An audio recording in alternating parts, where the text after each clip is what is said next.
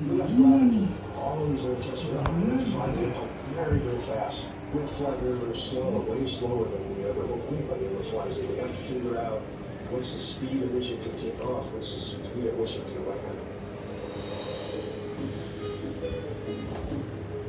The last flight of ZA001 was June 22nd, 2015. Had this tremendous sense of the airplane coming home. I'm very happy that it's here in Japan and it can be viewed by so many people in the future.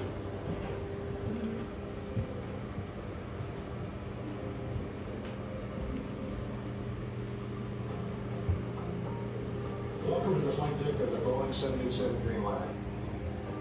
The biggest thing you can do is test